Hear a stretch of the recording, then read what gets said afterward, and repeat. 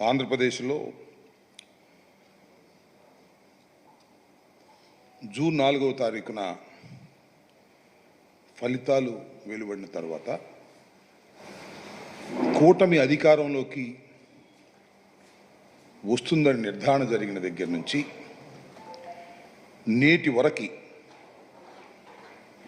రాష్ట్రంలో ఒక విచిత్రమైన అరాచకమైన పాలన జరుగుతూ ఉంది. ముఖ్యంగా నారా చంద్రబాబు నాయుడు గారి కుమారుడు రాష్ట్ర మంత్రివర్గ సభ్యులు నారా లోకేష్ గారు ఎన్నికలకు ముందు ఏ విధంగా శపథం చేశారో, నేను ఒక రెడ్ బుక్ రాస్తున్నాను, ఆ రెడ్ బుక్లో రాసుకున్నటువంటి అంశాలన్నీ కూడా నేను అధికారంలోకి వచ్చిన తర్వాత అమలు చేస్తాను, అనేక మంది మీద కేసులు పెట్టి వారి తాట తీస్తాను అని ఎంతో పరుష పదజాలంతో మాట్లాడినటువంటి మాటలన్నీ కూడా 4వ తారీఖు నుంచి ఇప్పటి వరకు కూడా రెడ్ బుక్ని అమలు చేసే కార్యక్రమంలోనే ప్రభుత్వ యంత్రాంగం అంతా నిమగ్నమై ఉంది తప్ప వారిచ్చినటువంటి మేనిఫెస్టోని అమలు చేయాలనేటువంటి ధోరణిలో యంత్రాంగం పని చేయకపోవడం చాలా దురదృష్టకరంగా నేను భావిస్తూ ఉన్నా. ముఖ్యంగా పోలీసు యంత్రాంగం లా అండ్ ఆర్డర్ను కాపాడాలి. లా అండ్ ఆర్డర్ను కాపాడటంతో పాటు ఎవరైనా ఏ అయినా దౌర్జన్యమైనటువంటి శక్తులు పనిచేస్తే వాటిని అడ్డుకోవాలి, న్యాయమైనటువంటి కేసులు పెట్టి వారిని నివారించాలి. ఇవన్నీ వదిలేశారు. ఈ రాష్ట్రంలో అనేక చోట్ల గొడవలు జరుగుతూ ఉన్నాయి. తెలుగుదేశం పార్టీ నాయకులు వైసీపీ కార్యకర్తల్ని నాయకుల్ని కొడుతున్నారు, వేధిస్తున్నారు. మాకు ఈ రాష్ట్ర ప్రజలకి, తెలుగు ప్రజలకి ఆరాధ్య దైవంగా వెలుగొందినటువంటి స్వర్గీయ రాజశేఖర రెడ్డి గారి విగ్రహాలను ఎంత పెద్ద ఎత్తున విగ్రహాలను ఏర్పాటు చేసుకున్నారో మీ అందరికీ తెలుసు. ప్రతి గ్రామంలోనూ రామాలయం ఎలా ఉంటుందో, మసీద్ ఎలా ఉంటుందో, చర్చ్ ఎలా ఉంటుందో, ఆ విధంగా ప్రతి గ్రామంలోనూ కులాలకి మతాలకి సంబంధం లేకోకుండా నిలువెత్తు రాజశేఖర రెడ్డి విగ్రహాలను ఏర్పాటు చేసుకున్నారు, ప్రతిష్ఠించుకున్నారు. విగ్రహాలను ధ్వంసం చేస్తున్నారు, పెట్రోల్ పోసి దహనం చేస్తున్నారు. అడ్డుకునేవారు లేరే. ఇది తప్పు అని నారా చంద్రబాబు నాయుడు గారు కానీ తెలుగుదేశం నాయకులు కానీ ఇది తప్పు, మాజీ ముఖ్యమంత్రి స్వర్గీయ రాజశేఖర రెడ్డి గారి విగ్రహాలను మీరు ధ్వంసం చేయటం తప్పు అని చెప్పిన పాపాన కూడా పోనటువంటి పరిస్థితి. ఎంకరేజ్ చేస్తున్నారు. నాయకుల్ని కట్టడి చేసే కార్యక్రమంలో ఫాల్స్ కేసెస్ పెడుతున్నారు. మా పల్నాడు జిల్లాలో పిన్నెల రామకృష్ణారెడ్డి గారు, వారి మీద 2 తప్పుడు కేసులు పెట్టారు. ఇంకా చాలా పెట్టారు అనుకోండి. 2 307 అంటే అటెంప్ట్ టు మర్డర్ కేసులు పెట్టారు. నెల్లూరు జైల్లో ఉన్నారు, రిమాండ్లో. 307 అంటే ఏంటి? హత్యాయత్నం చేసినట్టు. ఎవడికి గాయం లేదండి. వినండి, ఎవడికి కించిత్తు గాయం కూడా లేదు. కంప్లైంట్స్ కానీ డిఫాక్టో కంప్లైంట్ కానీ కేసు రిజిస్టర్ చేశారు. ఎప్పుడు రిజిస్టర్ చేశారు? సంఘటన జరిగిన 10 రోజుల తర్వాత రిజిస్టర్ చేశారు 2 కేసులు కూడా. ఆ రోజున కాదు. సంఘటన 13వ తారీఖు జరిగితే 23వ తారీఖు కేసు రిజిస్టర్ చేస్తారు. What is this? పోలీస్ యంత్రాంగం పాపాలు చేస్తుందని మనమే చేస్తున్నాం. పోలీస్ యంత్రాంగం సిఆర్పిసిని దాటి ప్రవర్తిస్తుంది. ఇది చాలా ప్రమాదకరమైనటువంటి ధోరణి. ఇది ప్రమాదకరమైనటువంటి సాంప్రదాయం. తప్పులు చేసిన ప్రతి వారిని న్యాయస్థానాలు ప్రశ్నిస్తాయి. గుర్తుపెట్టుకోండి, వదిలేది లేదు. ఎవరు తప్పు చేసినా ఆ న్యాయస్థానాలు వచ్చినప్పుడు అవి ప్రశ్నించేటటువంటి పరిస్థితి ఏర్పడుతుంది. ఒక లా అండ్ ఆర్డర్కి కానీ కేసు రిజిస్ట్రేషన్కి కానీ ఐపీసీ ఉంది. 307 ఐపీసీ అంటే ఏంటి? 307 ఎప్పుడు వేస్తారు? అవతల వాడిని చంపడానికి ప్రయత్నం చేసినప్పుడు వేస్తారు. అటు గిల్లంగానేనో లేకపోతే అంటేనో 307 వేయరు. దానికి వేరే సెక్షన్స్ ఉన్నాయి. 307 వేస్తే బెయిల్ రాదు కాబట్టి అందువల్ల 307 వేయండి, లోపల తోసేయండి. రెడ్ బుక్ లోకేష్ గారు చెప్తాడు, పోలీస్ యంత్రాంగం పనిచేస్తుంది. అలాంటి పోలీసులు మాత్రమే కీలకమైన పదవుల్లో ఉంటారు. పోలీస్ యంత్రాంగంలో ఉన్న అందరినీ అనడం వల్ల నేను ఒక భాగం కీలకమైన పదవుల్లోకి పోస్ట్ చేయబడిన వారు రెడ్ బుక్లో ఉన్నటువంటి అంశాలను మాత్రమే ఇంప్లిమెంట్ చేసేటటువంటి ఒక విచిత్రమైనటువంటి అరాచకమైనటువంటి పాలనని వాళ్ళ రాష్ట్రంలో కొనసాగించేటటువంటి పరిస్థితి చేస్తున్నారు. ఇది మానవ సమాజానికి మంచిది కాదు, ఈ రాష్ట్ర ప్రజలకు అంతకంటే మంచిది కాదనేటువంటి విషయాన్ని ఈ సందర్భంగా నేను చెప్పదలుచుకున్నా. దాంతోపాటు ఇంకొక విషయాన్ని దృష్టికి తీసుకురావాలి ప్రజలకి. 11వ తారీఖు అంటే నిన్నగాక మొన్న ఒక విచిత్రమైన కేసు క్రైమ్ రిజిస్టర్ చేశారు. దానిలో హైయెస్ట్ సెక్షన్ 307. చాలా చిత్రమైన కేసు. ఈ కేసులో ముద్దాయిలు ఎవరంటే సాక్షాత్తు మాజీ ముఖ్యమంత్రి జగన్మోహన్ రెడ్డి గారు, 2 ఐపీఎస్ ఆఫీసర్సు, ప్రభుత్వంలో పనిచేసిన వాళ్ళు. జగన్మోహన్ రెడ్డి గారి ప్రభుత్వంలో కాదు పనిచేసింది వీళ్ళు, చంద్రబాబు నాయుడు గారి ప్రభుత్వంలో కూడా పనిచేశారు, రాజశేఖర రెడ్డి గారి ప్రభుత్వంలో పనిచేశారు, అంతకుముందు ప్రభుత్వంలో కూడా పనిచేశారు. దానిలో సునీల్ కుమార్ గారు మేము రాగానే వచ్చినతను కాదు, ఐపీఎస్ మేమేలా, Indian police service. Jaganmohan Reddy గారు ఇవాళ ఐపీఎస్, అంతకుముందు కూడా పనిచేశాడు చంద్రబాబు నాయుడు గారి ప్రభుత్వంలో కూడా ఆఫీసర్. అలాగే పిఎస్ఆర్ ఆంజనేయులు గారు రాజశేఖర్ గారు టైంలో పనిచేశారు. చంద్రబాబు నాయుడు గారి టైంలో నాకు బాగా గుర్తు, కమిషనర్ ఆఫ్ విజయవాడ. చంద్రబాబు నాయుడు గారి టైంలో గుంటూరు ఎస్పీగా పనిచేశారు. చాలా పేరు ప్రఖ్యాతులు సంపాదించారు. లా అండ్ ఆర్డర్ విషయంలో చాలా గట్టిగా ప్రవర్తించేటటువంటి వ్యక్తి అని ఆ రోజున చంద్రబాబు నాయుడు గారి ప్రభుత్వంలో కూడా కొనియాడబడినటువంటి వ్యక్తి. దాంతోపాటు మరొక పోలీస్ ఆఫీసర్, దాంతోపాటు మన Guntur medical GGH superintendent Prabhavathi గారు.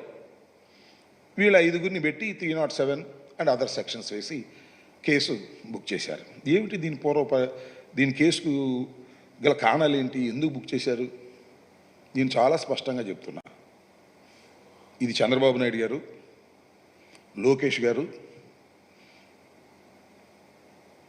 అని పేరేంటి, రాజు గారు, త్రిబులార్ ముగ్గురు కలిసి కుట్ర చేసి జగన్మోహన్ రెడ్డి గారిని ఇబ్బంది పెట్టాలి, జగన్మోహన్ రెడ్డి గారి మీద కూడా 307 కేసు వేసి ఒక వికృతమైన ఆనందాన్ని పొందాలి అనేటువంటి కుట్రతో ఈ కేసుని మొన్న 11వ తారీఖున రిజిస్టర్ చేశారు. ఎప్పుడు క్రైమ్ జరిగింది? అకార్డింగ్ టు దెమ్ 2001లో. మీ అందరికీ గుర్తుండే ఉంటుంది, బహుశా మర్చిపోయి ఉండొచ్చు కొంతమంది కాలానుగుణంగా.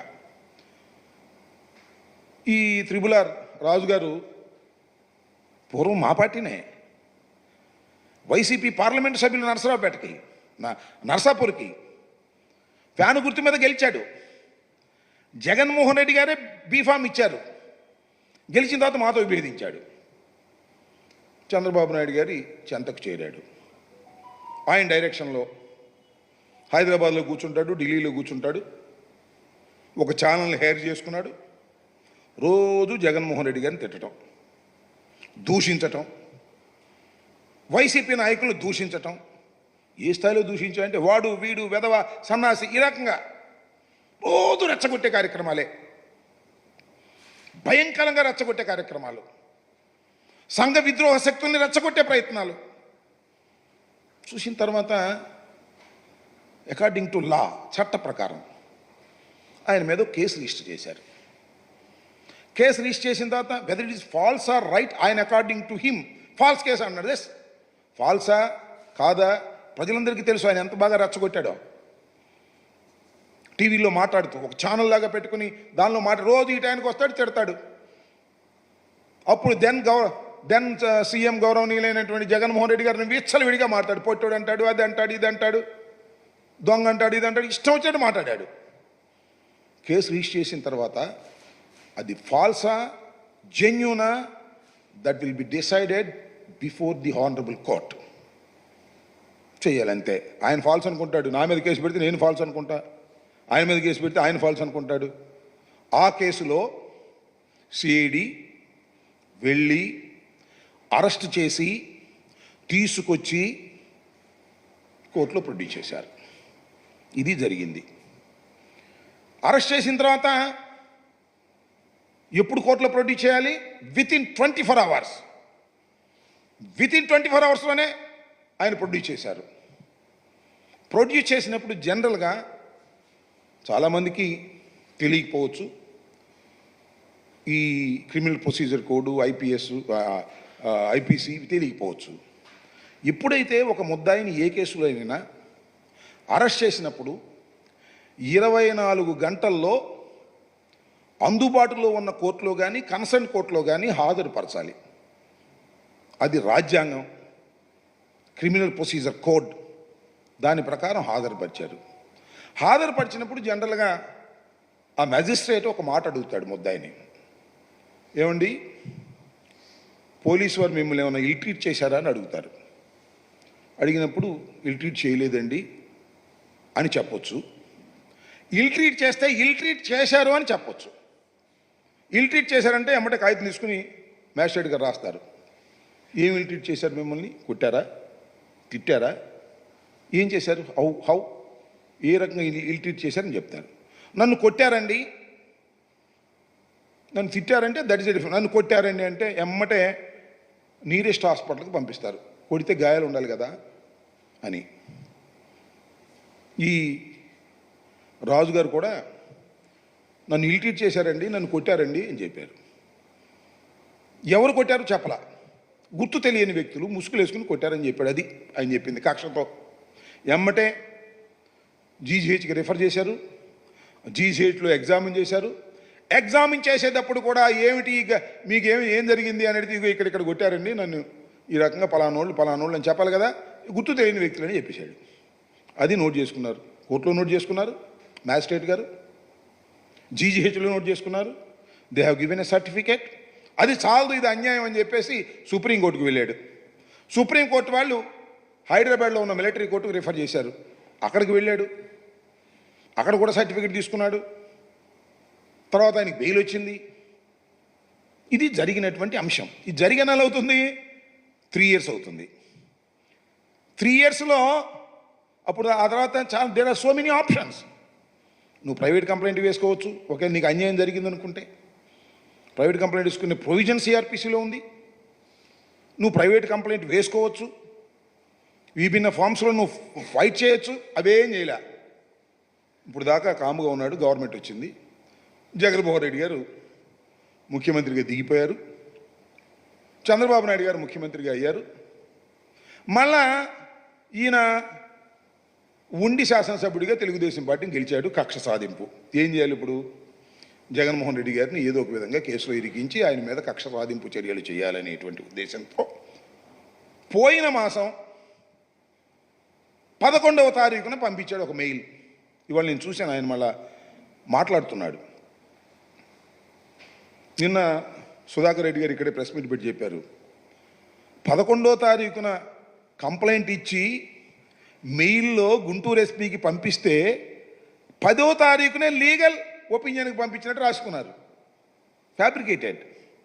ఆయన 11వ తారీఖు మెయిల్లో పంపించాడు, 10వ తారీఖునే వీళ్ళు రిఫర్ చేశారు.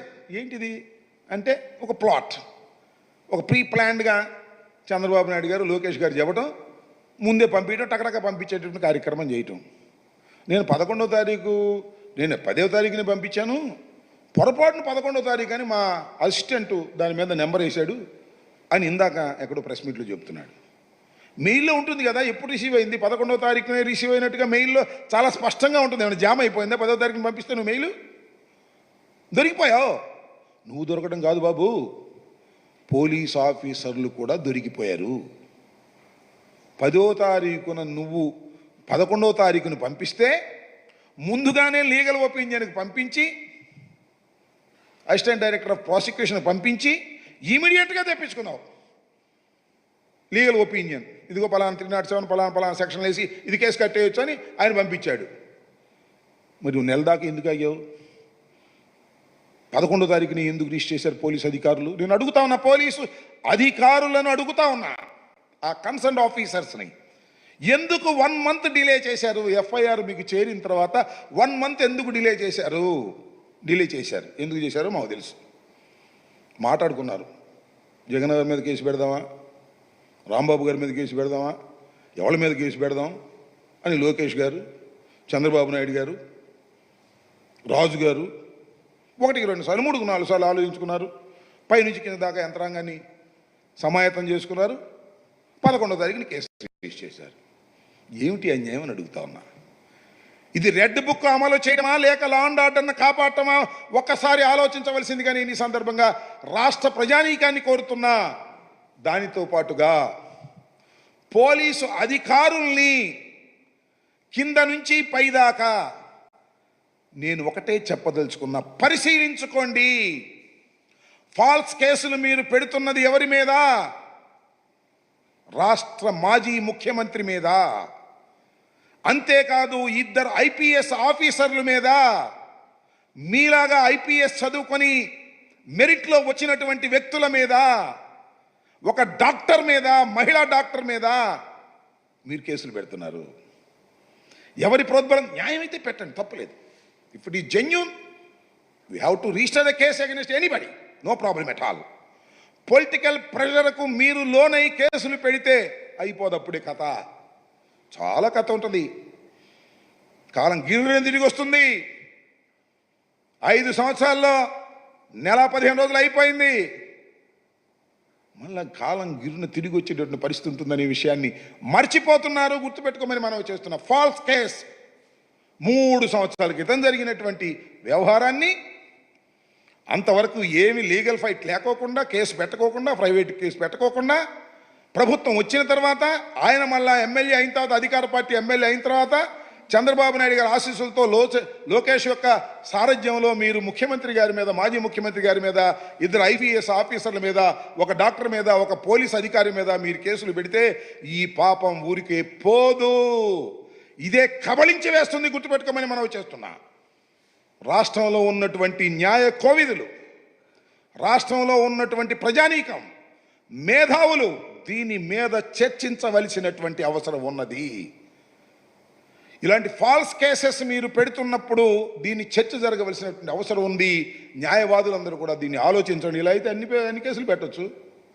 ఎప్పుడో 10 సంవత్సరాల క్రితం జరిగింది కూడా ఇవాళ కోర్టు చేసి పెట్టేసి ఆపలేసేయచ్చు. ఆలోచించవలసిందిగా ఈ సందర్భంగా నేను కోరుతూ, ఇలాంటి పిచ్చి చేష్టలు చేయటం వల్ల మీకు ఏ విధమైన లాభము లేకపోగా తీవ్రమైన నష్టాన్ని ఈ ప్రభుత్వం ఎదుర్కోబోతుంది రాబోయే కాలంలో. ఇళ్ళలకు కానీ సంబరం కాదని కూడా ఈ సందర్భంగానే చెప్తున్నా. ఏదో అధికారంలోకి వచ్చారు మీరు, మాకు కేవలం 11 మాత్రమే వచ్చాయి. అందువల్ల మీరు ఈ విధంగా రెచ్చిపోయింత దారుణంగా ప్రవర్తిస్తే ప్రజలు సహించరని కూడా ఈ సందర్భంగా నేను మీ ద్వారా చెప్పదలుచుకున్న, పోలీసు అధికారులు కూడా చెప్పదలుచుకున్నాను. ఇంకో ఇంకొక అంశం 2 అంశాలు మాట్లాడతాను. మరొక అంశం, ఇందాక రామానాయుడు గారు అనుకుంటాను, ఇరిగేషన్ మంత్రి గారు ప్రెస్ మీట్ పెట్టారు. చాలా విషయాలు చెప్పినట్టున్నారు ఆయన. నేను కూడా అక్కడక్కడ విన్నా. ఇప్పుడు జస్ట్ బిఫోర్ తెలుగుదేశం ఆఫీసులో పెట్టారు రామానాయుడు గారు, ఇరిగేషన్ మంత్రి గారు. నేను చేసిన పోర్ట్ఫోలియోలోనే మంత్రి అయ్యాడు రామానాయుడు గారు. ఆయన ఇరిగేషన్ గురించి మాట్లాడుకోకుండా పాపం ఆయన్ని ట్రోల్ చేశారని కొద్దిగా బాధ, ఆవేదన వ్యక్తం చేసినట్టున్నాడు ఆయన. చూశాను నేను ఆయన బాడీ లాంగ్వేజ్ అంతా. నన్నే ఎందుకు ట్రోల్ చేస్తున్నారు అనేటువంటి బాధ ఆయనలో కనిపించింది. పాపం ఆయనే చెప్పాడు, ఏది ఈ పిల్లకి 15,000, ఈ పిల్లకి 15,000, ఈ పిల్లకి 15,000, ఈ పిల్లకి 15,000, ఇప్పుడే వచ్చింది ఈ పిల్లకి కూడా 15,000 అని ఇలా చెప్పాడు. అది చెప్పింది ట్రోల్ చేస్తారు, సహజమే కదా. మంచి అయినా అంతే, చెడు అయినా అంతే. నన్ను ట్రోల్ చేయట్లే, మీరు చేస్తారు, చేసుకోండి, మాకేం అభ్యంతరం లేదు. ట్రోల్ చేసినందుకు పాపం బాధ, ఆవేదన పడ్డాడు పాపం. ఆ ట్రోలింగ్కు సమాధానం చెప్పడానికి వచ్చినట్టుగా ఉన్నాడు తప్ప అసలు విషయం చెప్పలా. ఆయన నేను అది చేశాను, నేను ఒక వృద్ధులారు కాళ్ళు కడిగాను, పెన్షన్ ఇస్తూ. శబాష్, మంచిదనయ్యా, పెన్షన్ ఇచ్చారు, నేను కాదంటలేదు. అనుకున్న ప్రకారమే మీరు పెన్షన్ ఇచ్చారు. మొదటి నెల గుర్తుపెట్టుకోండి, ఇంకా చాలా ఉంది, ముందుంది ముసళ్ళ పండగ. 4,000 7,000 కలిపి ఇచ్చారు, అందరికీ ఇచ్చారు. మధ్యలో కొంతమందికి ఇవ్వకపోతే కలెక్టర్ల దగ్గరికి వెళ్ళి కూడా తెచ్చుకున్నారు, మర్చిపోమాకండి. ఆ ఊళ్ళో గ్రామస్తులు ఇవ్వాలా, వీళ్ళకి ఇవ్వడానికి లేదు, తెలుగుదేశం వీళ్ళు కాదు, వీళ్ళు వైసీపీ ఇవ్వడానికి వీల్లేదంటే, నేను ఎక్కడో చూసే పల్నాడులో సిపిఎం వాళ్ళ మీద తిరగబడ్డారండి, సిపిఎం వాళ్ళ మీద. అవి కూడా మీరు సక్రమంగా ఇవ్వలేదు బ్రదర్ రామానాయుడు, అవి కూడా సక్రమంగా ఇవ్వలా. మొత్తానికి ఇచ్చారు, మామ అనిపించారు, ఓకే. ఇచ్చినాడి గురించి కాదయ్యా, ఇవాళ ఏంటని అడుగుతా ఉన్నా. నువ్వు అంతా చెప్పావు, రామాయణం అంతా చెప్పావు, కానీ అసలు కథ చెప్పలా.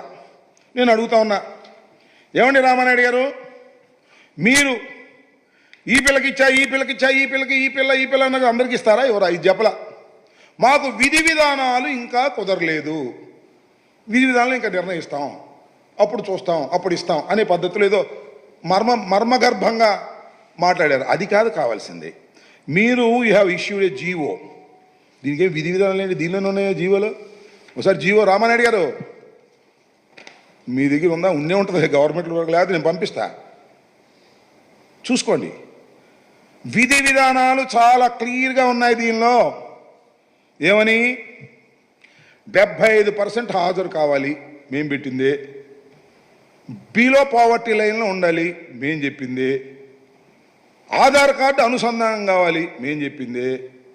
బడికెళ్ళే ప్రతి పిల్లవాడికి మీరు ఇస్తా ఉన్నారు, బడికెళ్ళే పిల్లవాడి తల్లికి మేము 1,500 ఇస్తా ఉన్నాం. మీ ఒక తల్లి ఉంటే 1,500 అని అన్నాం మేము. మీరేమన్నారు? ఎంతమంది పిల్లలుంటే అన్ని డబ్బులు ఆ తల్లికి ఇస్తాం, 2 పిల్లలుంటే 30,000 ఇస్తాం. ఖచ్చితంగా జీవోలో ఏం రాశారయ్యా బాబు, మీరు గుర్తుపెట్టుకోండి. మళ్ళా మనం చదివినిపించా. మళ్ళా రామానాయుడు గారు మీరు ఎందుకు వచ్చారో నాకు అర్థం కాల. రావాల్సిన ఎడ్యుకేషన్ మినిస్టరు, లేదా ముఖ్యమంత్రి, లేకపోతే ఆ ఎడ్యుకేషన్ సెక్రటరీ. నిన్నేదో విద్యాశాఖ వాళ్ళు ఒక ప్రకటన ఇచ్చినట్టుగా విధి విధానాలు ఇంకా ఫైనల్ అయిపోయినాయి, విధి విధానాలు అయిపోయినాయి, అన్నీ అయిపోయినాయి.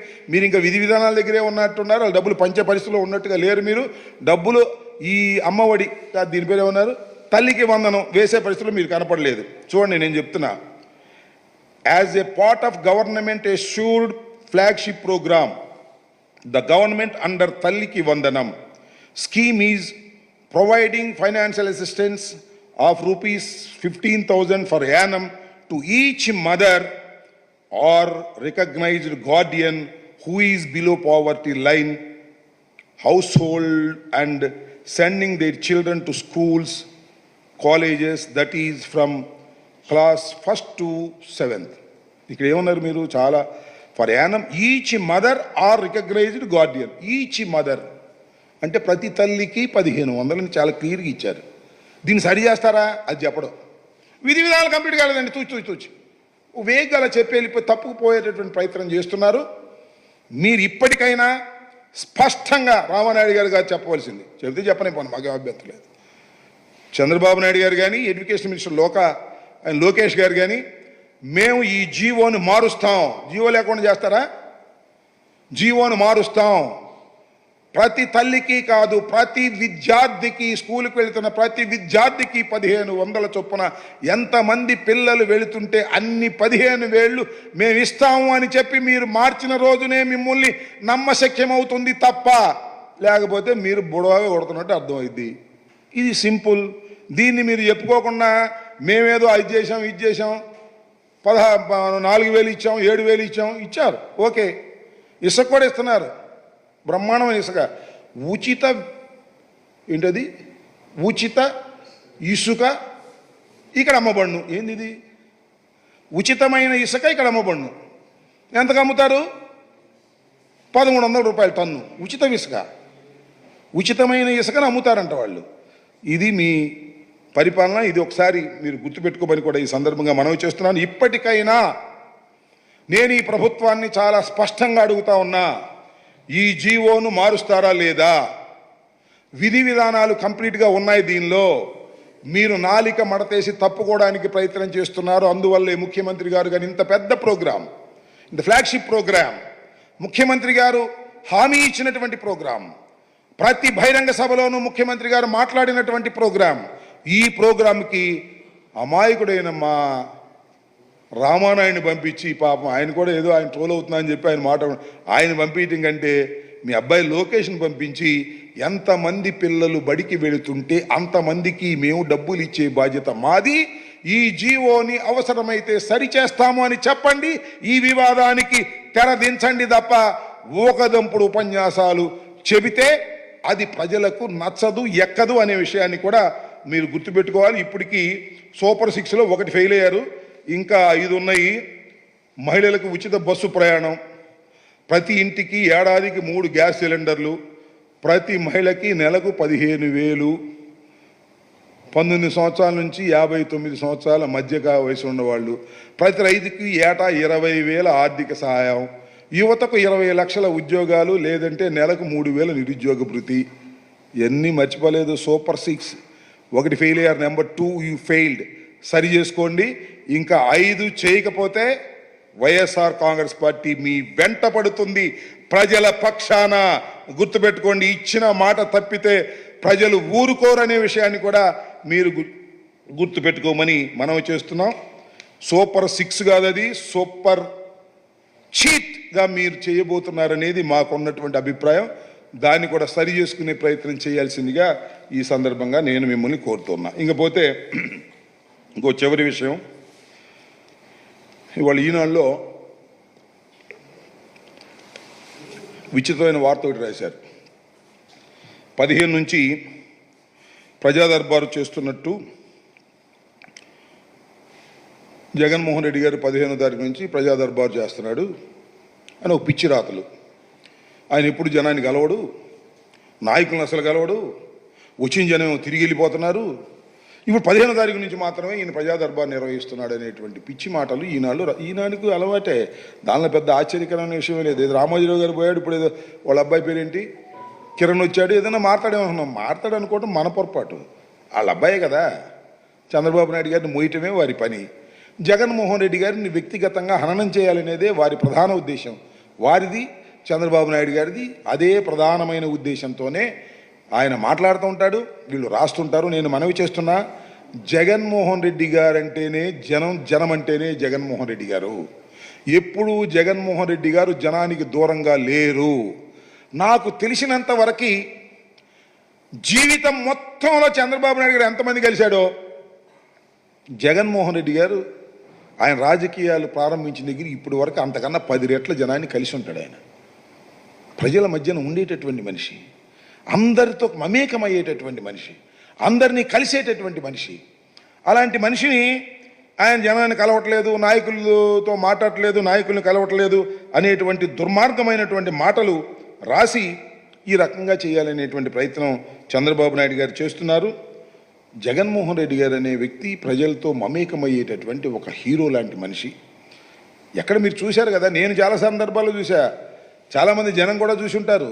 ఒకసారి యూట్యూబ్ కొట్టండి, బస్సులో వెళుతుంటే జగన్మోహన్ రెడ్డి గారు ఎక్కడైనా చెయ్యి ఆపేస్తే, ఏదన్నా ఆపద ఉందని చెయ్యి ఆపేస్తే టక్కన ఆపేస్తాడు. ఆపేసి వాళ్ళు కలుసుకుంటాడు.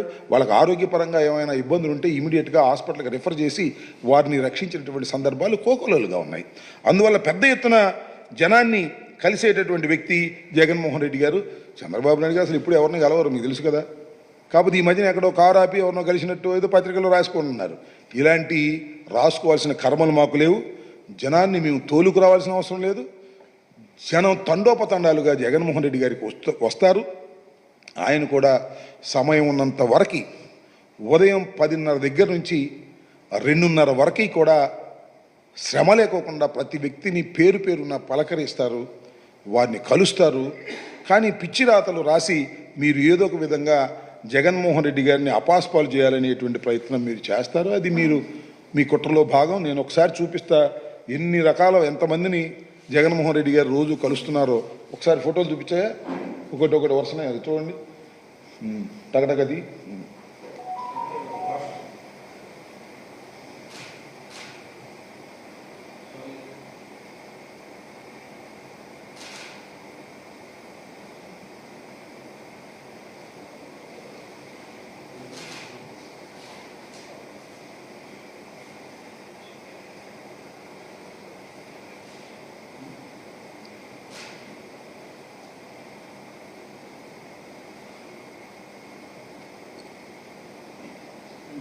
సామాన్యుల్ని నాయకుల్ని రోజు కలుస్తూనే ఉంటారు. అయితే వచ్చిన ప్రాబ్లం ఏంటంటే ఎంతమందిని కలిసినా ఇంకా మిగిలిపోయి ఉంటారు. ఎందుకంటే తండోపతండాలుగా జగన్మోహన్ రెడ్డి గారి దగ్గర ప్రజాకర్షణ కలిగినటువంటి వ్యక్తి, జనం మధ్యలో ఉండేటువంటి వ్యక్తి, ప్రజానాయకుడు. Is not a manipulator. ప్రజల మీద నమ్మకంతో ముందుకు సాగినటువంటి నాయకుడు. 40% ఓట్ షేర్ ఇలాంటి క్లిష్ట పరిస్థితుల్లో కూడా సాధించినటువంటి వ్యక్తి. ఎంతమందినైనా కలవండి, మమ్మల్ని కలవలేదండి అని ఓ 10 మంది 20 మంది వెళ్ళిపోయేటటువంటి పరిస్థితి. ఎందుకంటే టైం ఈజ్ మోర్ ఇంపార్టెంట్ కదా. మార్నింగ్ 10:30కి వచ్చి 2:30 వరకే ఆయన కలుస్తుంటాడు. ఆ 2:30 తర్వాత కొంతమంది మిగిలిపోతారు. మిగిలిపోతే నెక్స్ట్ డే అని పంపిస్తారు. అంటే నిరంతరం కలవటం అనేది కొద్దిగా డే టు డే ఇబ్బంది కాబట్టి దాన్ని ఇంకొద్దిగా స్పీడ్గా కలిసేటటువంటి ప్రయత్నం. ఎందుకంటే ఇప్పుడు ప్రభుత్వమైన బాధ్యత లేవు, కానీ మరింతగా కలిసేటటువంటి ప్రయత్నం చేస్తారు తప్ప నేను మనవి చేసేది ఏంటి అంటే పిచ్చి రాతలు రాసి అనవసరంగా జగన్మోహన్ రెడ్డి గారిని వ్యక్తిగత హననం చేసేటటువంటి కార్యక్రమం దయచేసి చేయవద్దని, ఇది సరైనటువంటి విధానం కాదని, ప్రజలు దీన్ని నమ్మవద్దని ఈ సందర్భంగా నేను చెప్పదలుచుకున్నాను. గవర్నమెంట్కి అంటే 6 నెలల తర్వాత పంచుతానని చెప్పమనండి, పోనీ అటగిద్దాం. మేము ఈ హామీలన్నీ కూడా 6 నెలల తర్వాత చేస్తామండి, ఎమ్మటి చేయమని చెప్పమనండి, మాకేం అభ్యంతరం. వాళ్ళు ఏమంటారు, జీవో ఇష్యూ చేశారు కాబట్టి నేను మాట్లాడుతున్నాను. ఇది పర్టికులర్లీ జీవో ఇష్యూ చేశాం. ఇష్యూ చేస్తే ఈ జీవోలు ఇన్ని తప్పులు పెట్టుకొని ఇంకా బొకాయించే కార్యక్రమం చేస్తుంటే ఏం చేయాలి? టైం 6 నెలలు కాకపోతే 5 సంవత్సరాలు తీసుకోమన్నాడు, మాకేం అభ్యంతరం లేదు. వాళ్ళు 5 సంవత్సరాలు తీసుకుంటారు, దానిలో ఏ విధమైన సందేహం లేదు. ది కెనాట్, వాళ్ళు ఇంప్లిమెంట్ చేయాలని చిత్తశుద్ధి చంద్రబాబు నాయుడు గారికి లేదు. నేను ఇవాళ చెప్తున్నాను, వాళ్ళు దేన్ని కూడా ఇంప్లిమెంట్ చెయ్యరు. చంద్రబాబు నాయుడు గారి నైజమే అది. ఎన్నికలకు ముందు వాగ్దానం చేస్తారు, ఎన్నికల తర్వాత అధికారంలోకి వచ్చిన తర్వాత వాగ్దానాన్ని విస్మరిస్తారు. ఎన్నికలకు ముందు వాగ్దానం చేసి ఎన్నికల తర్వాత విస్మరించే వ్యక్తే, అతని పేరే నారా చంద్రబాబు నాయుడు గారు. కాదు అంటే చూడండి, ఇప్పుడు ఈ నెల 10 రోజుల్లో 10 రోజులు అయినట్టుంది అంతే కదా, నెల 10 రోజులు.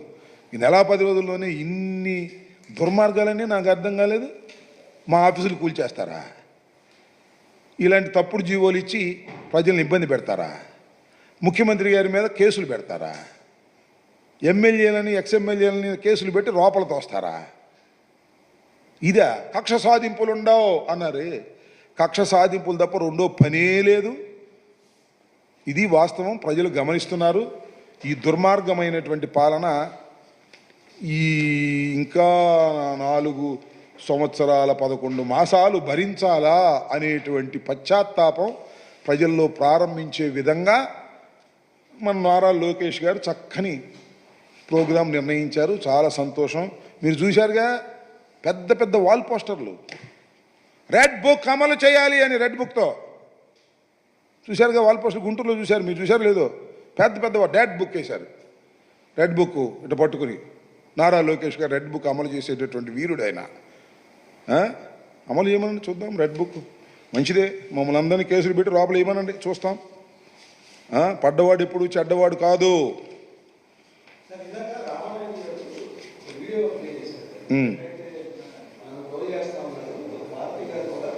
నేను ఒక మాట చెప్తానండి, భారతీ గారు వీడియో పక్కన పెట్టండి. మా మేనిఫెస్టో ఏంటో చూడండి ఒకసారి. What is my manifesto? 2019 మేనిఫెస్టోని ఒకసారి చూడండి, ఇవాళ వారి మేనిఫెస్టోని ఒకసారి చూడండి. ఇవే నేనంటాను, ఇవే కొలబద్దలు తప్ప ఇంకెవరేం మాట్లాడినా కొలబద్దలు కావు. రామానాయుడు గారు మాట్లాడింది అసలు కొలబద్దే కాదు, దీనికి అనుగుణంగా మాట్లాడు కాబట్టి అది కొలబద్ద. సో దీనిలో ఏముంది? సూపర్ 6లో స్కూలుకు వెళ్ళే ప్రతి విద్యార్థికి ఏడాదికి 1,500 రూపాయలు, 15,000 రూపాయలు. మా మేనిఫెస్టో చూపించండి. మా మేనిఫెస్టోలో నాకున్న సమాచారం ప్రకారం మా మేనిఫెస్టోలో ప్రతి తల్లికి 1,500 రూపాయలు 2019లో. దానికి భిన్నంగా ఉంటే చెప్పమనండి, క్షమాపణ చెప్పేస్తాను. భారతి గారు అన్నారు, రాంబాబు గారు అన్నారు, that is a different matter. ఇదే విషయం షర్మి గారు కూడా మాట్లాడారు, అది వేరే అంశం. ఆయనకు ఉన్నటువంటి పాపం, వదిన గారి మీద ఉన్నటువంటి కోపము, అన్నగారి మీద ఉన్నటువంటి కోపము, కుటుంబ తగాదాలతో ఆమె చంద్రబాబు నాయుడు గారిని సపోర్ట్ చేసే కార్యక్రమం పోతుంది. సరే, మా అన్న ఇవ్వలేకపోయాడు, నువ్వన్న ఇవ్వమని అడగాలిగా, పోనీ ఒకవేళ నిజం అనుకుంటే. నేను ఇంకోటి కూడా ఈ సంగతి చెప్తాను. ఇప్పుడు 307 గురించి మాట్లాడుతున్నాం కదా, దానిలో రఘురామకృష్ణరాజు గారు ఇచ్చిన కేసులో 307 వేశారు, అవునా? ఆయన కంప్లైంట్లు ఏమి ఇచ్చాడు? నన్ను అరికాళ్ళ మీద కొట్టారని ఇచ్చాడు, అవునా? అంతేనా? ఏమండి, చంపేవాడు అరికాళ్ళ మీద కొడతాడండి? 307 కేసులో అరికాళ్ళ మీద చంపేవాడు అరికాళ్ళ మీద కొడతాడా? అవ్వచ్చండి. The intention of the accuse, intention of the culprit, కాసేపు అనుకుందాం. ఇంటెన్షన్ ఏముంటుంది? కాళ్ళు పైకి పెట్టి ఆయన చెప్పింది నా కాళ్ళ మీద లాఠీలతో కొట్టారనే కదా. ఇది చంపేవాడు చేసే పనేనా అని అడుగుతున్నా. ఈ కంప్లైంట్ మీద పోలీస్ అధికారి రిజిస్టర్ చేశారు 307. పోలీస్ అధికారి ఏం చేశాడు? Director of prosecution, assistant director of ప్రాసిక్యూషన్కి రాశాడు దీన్ని ఏ కేసు మీద పోలీస్ అధికారి తప్పుకోవడానికి. ఆయన 307 వేయమన్నాడు, వీళ్ళు రాశారు. ఆయన ఈయన ఇద్దరు కూడా సమాధానం చెప్పుకోవాలి, రేపు గుర్తుపెట్టుకోమని మనం చేస్తున్నా. ఒకసారి కేసు రిజిస్టర్ చేశారంటే అందరితో పోద్దా? లాజికల్ ఎండ్ ఉండాలి కదా దానికి. సరే, ఏం జరిగిద్ది ఏంటి అనేది we can see before the court. వాళ్ళు కేసు రిజిస్టర్ చేయగానే 307 రిజిస్టర్ చేయగానే అయిపోయిందా? ఇల్లులగానే పండగ అయిపోయిందా? సో ఎంత నేను I'm requesting all the police officers in the state, మీరు అధికారంలోకి వచ్చినటువంటి ప్రభుత్వం మంచి ఊపులో ఉందని చెప్పేసి వాళ్ళు చెప్పినవన్నీ చేయమాకండ్రా బాబు, దొరికిపోతారు. ఏ కేసు పడితే ఆ కేసు ఫాల్స్ కేసు రిజిస్టర్ చేయకండి. వ్యవస్థలో న్యాయ వ్యవస్థ ఉంది, న్యాయ వ్యవస్థలో క్వశ్చనింగ్ వస్తుంది. తప్పు చేస్తున్నారు మీరు, ఆలోచించుకోండి, సరి చేసుకోండి. పెద్దాన్ని 307, వాళ్ళు 302 కూడా వేసేవాళ్ళు. 302 వేయాలంటే డెడ్ బాడీ కావాలి. That is the problem. Dead body దొరికితే దాన్ని 307 వేసి జగన్మోహన్ రెడ్డి గారి 302 వేసి కట్టేస్తారు. 307కి డెడ్ బాడీ అవసరంలా, అందువల్ల కట్టేస్తున్నారు. ఇది జాగ్రత్తగా ఉండండి sir, IPS officers and different police officers. ఇది చాలా క్లిష్ట సమయం, జాగ్రత్తగా ఉండండి. పెన్ను మీద రాశారా దొరికిపోతారు. నేను చెప్పానని మీరు కేసు పెట్టారా, నేను తప్పుకుంటా పొలిటీషియన్ని, మీరు ఇరుక్కుంటారు. అది గుర్తుపెట్టుకోండి. ఓకే.